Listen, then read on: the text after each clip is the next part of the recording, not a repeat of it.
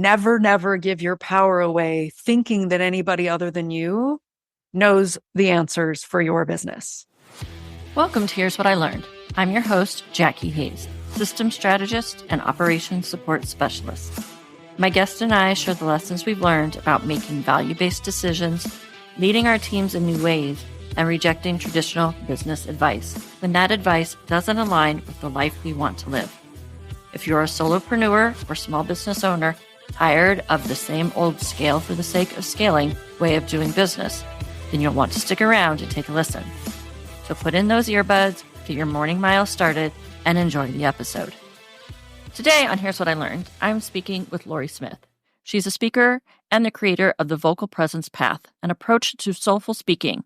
She's also the author of Your Voice Matters, a guide to speaking soulfully when it counts.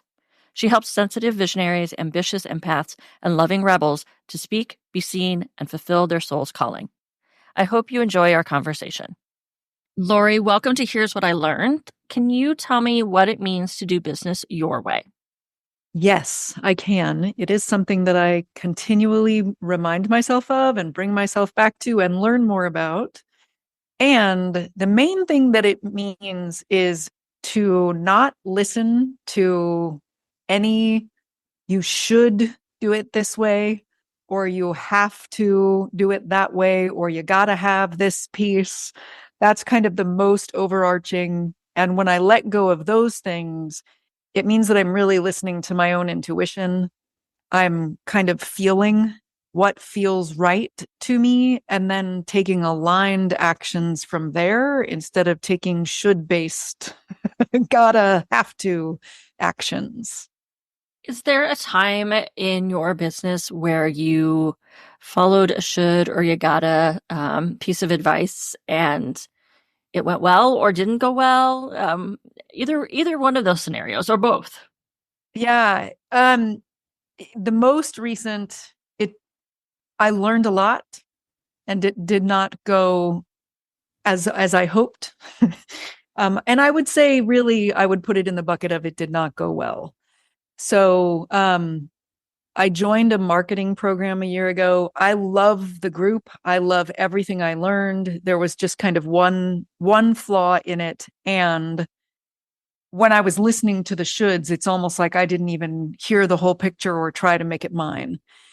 They're a group that have done huge major launches for people doing soul-driven work, people with a mission in the world who have started businesses for that mission. And in the past, they've done these huge launches for, let's say, medium to large companies. And then they wanted to branch out and help more people and go to solopreneurs, which I am. And I joined because I knew my copywriting skills were not that great. And I had this feeling that people who already knew me were consuming everything I put out on social media already. Nobody who didn't know me was stopping to look at what I was putting out. And that's primarily the reason I was putting it out in the first place, was to reach new people and have them know that there can be a way of public speaking that is like, it breaks all the old molds. So if you've walked into a Toastmasters and you felt like a fish out of water, there is another way. There is another way. And this company thought that there was a minimum amount. So if you created good quality content and you put out a minimum amount of this good quality content, you would be discovered. And I remember they had the phrase, give us a year. And I got to just about a year later, I had started clearing my calendar for a week every month to do creative stuff. I'm a creative person and I like to have time and space to like just follow what I feel like doing. And it was the last week of February. It was the third month that I had done this, carve out a whole week. It was Friday afternoon, and I wasn't even done creating all of the content for the next month that I was supposed to create. And I had a list of other creative things that were fun to me that I wanted to get to. And I turned to my husband and I said, what if they're wrong about that one piece? And then I messaged a friend and said, what if they're wrong? They have so much amazing stuff. My copywriting has drastically improved. What if they're wrong? And she said, they are. that's like 2016 thinking, that you can put out a certain amount of content, however soulful it is, and think that's going to help get you discovered. It's not. And, I learned a lot, and I would still put it in the like, it didn't work. And at a certain point, I knew it wasn't working, and I was not listening to my own gut instinct of, you need to find a way to take what you've been learning and kind of make your own cookie recipe with it, instead of making the cookies with every single ingredient that they've made for other people with different size businesses. And I'm happy to say I let that go. I've shifted things, and now I have much more alignment, and I may be putting out close to what they said was the minimum amount. And yet I'm I'm not doing a numbers game. I'm releasing a podcast. I'm releasing some clips from the podcast that I think are really juicy and valuable on their own. And I'm taking content from the podcast and writing a post and an email that it's an excerpt, and it's also like a nugget all on its own that I've reworked to make an email all on its own. And if you want to go deeper, watch the podcast, but it's not just saying go to the podcast. So I am applying what I learned from them. And when I was in the should and have to, and it has to be this minimum amount, it was a completely different feeling than the feeling that I have now. I feel creative all the time. I have almost unlimited energy because what I'm doing feels right for me. You mentioned soul driven and soul led there a couple of times. What does that mean to you, and how does that apply to your business? That the number one reason we have a business is not the money. We're not putting money in like the God position. There's an impact that we want to have in the world. There, a lot of times, is a thing that we see where it's kind of like, they're not doing it right, or some people out there want it to be done this other way that no one else is doing, that we believe is needed in the world. And money comes into our business to serve that greater why. And I call it soul. It's like my soul is speaking to me through my intuition. And that's the most important piece. It's why I started the business. Now we can all get pulled away from that. And yet that's what's driving it. That's the reason that is bigger than my ego, that is bigger than my bank account. And the money coming into the business serves being able to do more of that work that's led by intuition and soul. What has your intuition led you to when it comes to your business? Is there anything specific that you can think of? Yeah, it led me to start a podcast. So that's kind of the most recent, when I gave up what felt like fractured, really hard to create bits of content that were me trying to be like, hey, I'm over here. I was creating valuable content. And for me, the podcast is much more aligned, and we get to have deeper conversations about speaking that I believe need to be out there. Another thing that it led me to in 2023, I was running a program that had a little bit of should in it. Like, everybody should have this kind of offering, this kind of offering, and this kind of. So I was offering a signature offering. It was called Compelling Speaker.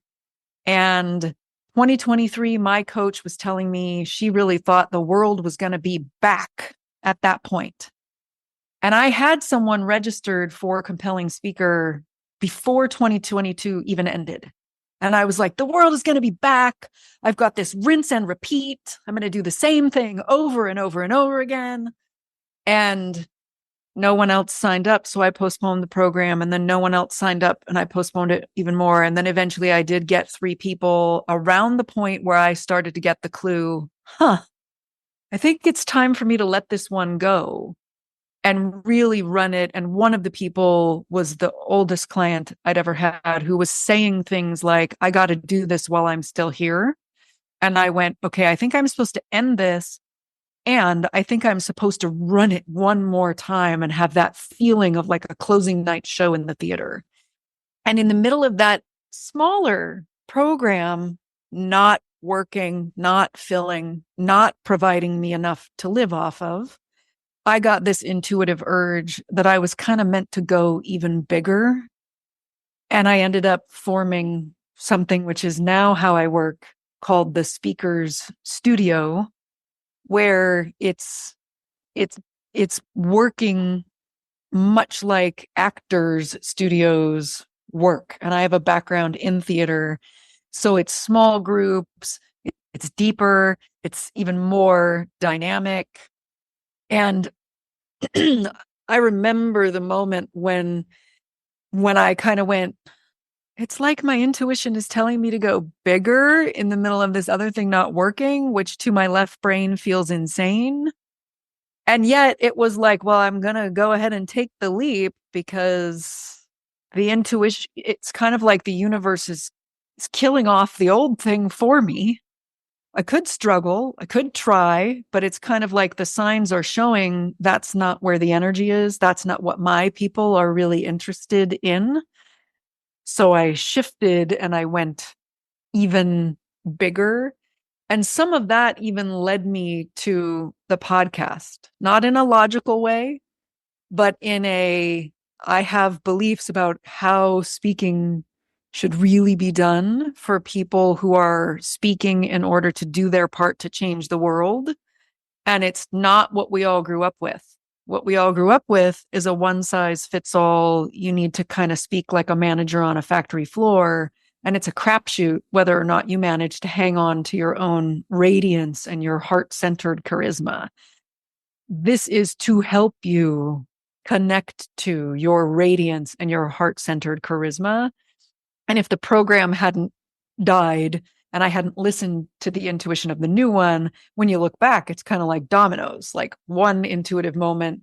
Oh, it is connected to that next intuitive moment. If I hadn't listened to the first one, I wouldn't have gotten the second one. I think there's many of us, myself included, that when we're directed to going bigger, shy away from that. That took a lot of courage for you to go in that direction.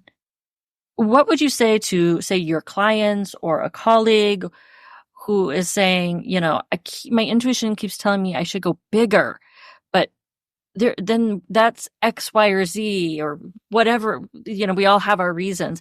What kind of advice would you give them?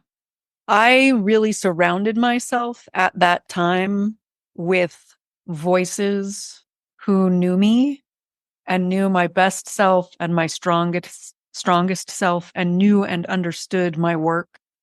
And a lot of them, they helped me stay connected to it as I was courageously considering it. And when I first sort of said, in the middle of all of this, I'm getting this call to go bigger, most of them were kind of looking at me and going, mm-hmm. And what if the you playing smaller is the thing getting in the way? And it's not that there aren't enough people out there. And they told me the truth in the beginning, which helped me make sense of the intuition. And then I kept them around me and spent a lot of time with them, and a lot less time with people who might have thrown a bunch of shoulds at me. You should, that doesn't make sense. That's not how you do business. I kept those voices away from me, and I kept the voices that I trusted around me to help me stay connected to my inner knowing in the hardest part of the courageousness. You were talking about speaking in a new way, not the same old ways. And I think most of us probably had that speech class at some point in time. And it was very like, this is how you write speeches and this is how you present speeches. And a vast majority of people are terrified of public speaking. I've had experiences where like I was extremely terrified of public speaking. And then I went and decided to be an educator at a science museum. So it got over that really quickly. But what do you say to a solopreneur when they come to you and they say, I don't need to worry about public speaking? What kind of benefits would there be to working with somebody like you? Even if they are saying, I don't need to worry about public speaking because they don't feel called to do it, and yet they're sort of showing up because they feel like there's something about finding their voice that they want. I would say speaking is part of our spiritual journey on this planet. Just like health, just like relationships, just like money. In fact, it's very tied to relationships. And at the heart of speaking is usually a love-hate relationship with actually being ourselves and being seen and heard and understood. So I've had people come to me it's been 16 years. Some have even come in and said, well, I feel called to work with you, even though I don't want to use my voice in that way. Come in and do it. And part of one of the assignments or exercises that everybody does is they tell a story about themselves, a healing story, a heroine's journey story, an origin story, the story that their intuition is telling them. This is the one you're going to tell for this assignment. And the magic of what happens from that is that if you can talk about yourself and stuff that is really important in your own life and your own journey, which, by the way, might heal and help your future clients, if you can be present in your own body and authentic and vibrant and alive from head to toe and connected to the people you're talking to, your audience, with that, it has a ripple effect through your whole entire life. So I have had clients who came in and said, I don't really have any desire to speak in that way. I'm a little bit of a rebel in this nonprofit organization that I'm a part of. And they'll do that class and they'll experience a shift and they'll feel different and they'll leave and they'll go off and they'll take that ripple effect into their life and I will never see them again. Others do that and then feel like, oh, now that I'm okay being seen, there's an even bigger impact. I'm meant to speak on this topic in order to let the world know there's a different way of doing things. And nobody else is speaking about it, or nobody else is speaking about it in exactly the same way. How did you find yourself doing this particular work? I followed breadcrumbs. I was acting when I was in my late 20s, early 30s. I was acting at night and I was working a job as an executive assistant during the day. And I was taking an acting class in a studio, 12 people or less. And on this one particular day, everybody's eyes were on me. I was doing the exercise by myself with people kind of jumping in with me. Normally you'd be up there with 1 to 3 other people. So the attention would feel divided, which as I look back now, it's kind of like you can sort of get your learning while part of you is still sort of hiding. When it's all your exercise, there is no hiding. And I kept pulling myself together in between these little bits of this exercise and putting on that I'm fine jaw tension, emotional mask, and kind of an energetic armor in front of my heart that I was really used to in the Silicon Valley at that time. Like it was over there at that time, everywhere. And Richard, my teacher, stopped the exercise and he said, whatever that is you're doing, you're like composing yourself or something, stop doing that. And I said, I'm not that comfortable having everyone's eyes on me. And he said, then you've picked a strange set of careers for yourself. Part of you wants this. Part of you knows you're meant to be here. And it's like it went through all of my inner critics and protectors and it landed. And there was a part of me that went, he's right. Part of me knows this is what I'm here to do.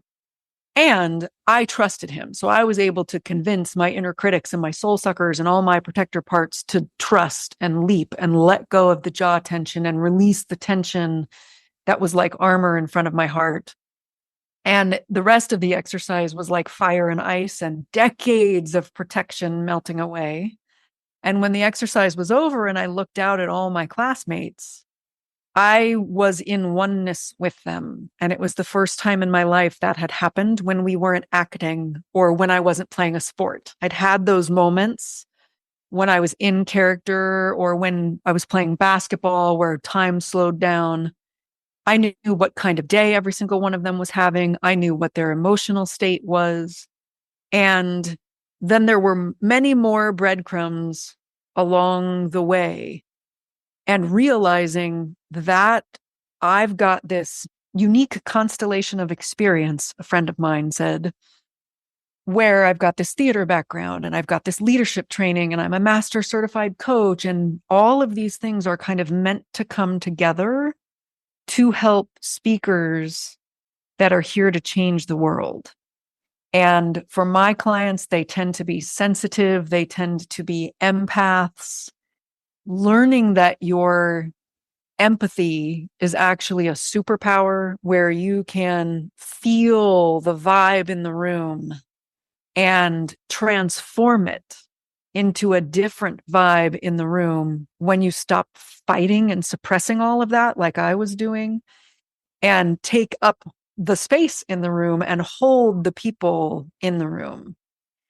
That plus people saying, like my favorite boss ever, I coached him and he said, your coaching was really good. What's your niche? You got to have a niche. And he said, you were always very athletic. Maybe that's all the rage. And I went, no, what about public speaking for leaders? So there were lots of angels and breadcrumbs, and that being seen moment was kind of the biggest one that I still feel like, okay, that is at the heart of what I'm doing with people. You work with intuition. You've talked about intuition, and I think sometimes it can be hard to distinguish between intuition and maybe fear. This voice is telling me not to do this versus this voice is telling me to do this. Which one is right? How do you help people, or how do you distinguish between fear and intuition? Yeah. For the vast majority of people that I have worked with, intuition tends to be quieter. Fear tends to talk very, very fast, sometimes louder. And it's like it's saying the same things over and over and over again. For most people, I'm pointing up toward my head. It's like there's a voice that's going, are you sure you want to do that? Are you sure it's going to work? What if you don't make enough money? Blah, blah, blah, blah. And there can be like different non-intuition parts arguing with each other. And the energy feels very up and heady and logical. And intuition tends to feel like it just doesn't need to yell. So it will say things like, maybe you should start a podcast. And then it's like done talking. So we have to learn to listen for those moments where there's a voice in the middle of the static that's not working as hard. And for most people, it feels like it comes from somewhere lower. Not always. Some people describe it as like, it was like a more grounded voice, but it somehow like fell into their head out of nowhere. A lot of people will describe it as like, it came from my gut. It came up from the earth, or it came from my heart up into my brain. For me, it's very gut. Like there have been times when I was about to veer off course in my life with one boss in particular, where it almost felt like the earth reached up and grabbed like the shadow of my umbilical cord and pulled back down when I was about to do something that was going the wrong way. And that kind of clued me into, what if I actually sort of felt into the gut place and tried to evoke that voice that knows without waiting for it to need to grab me like that to get my attention. I love that advice. And yes, I recognize that the intuition just drops something in there and just waits for you to do something about it. And occasionally might pop in every once in a while again. But Lauri, if there was one thing you wanted the audience to know about running a business their way, what would that one thing be? Nobody other than you can create the business that you are here to create.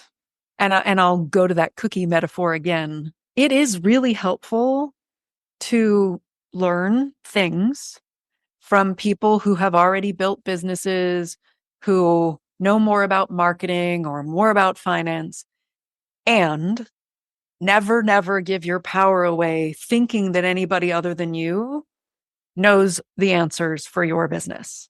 See it as like, well, there's 6 different cookie recipes out there. I'm going to try the 6 different cookie recipes, and then I'm going to take what I like and what works for me and my system, and I'm going to create my own business cookie recipe, continually learning and then taking the power back. Learn, come back to your own center. You are the only one that can create the business that you're here to create. Lauri, where can the audience find you?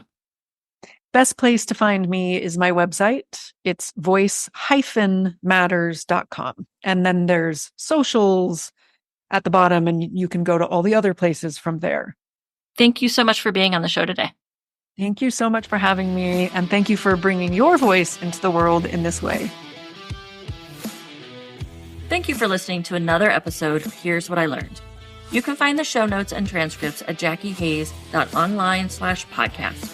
If you enjoyed this episode, please be sure to leave a review and follow the show. Be sure to find me on Instagram at JackieHayes_OBM and let me know what you learned from this episode. Catch you next time on Here's What I Learned.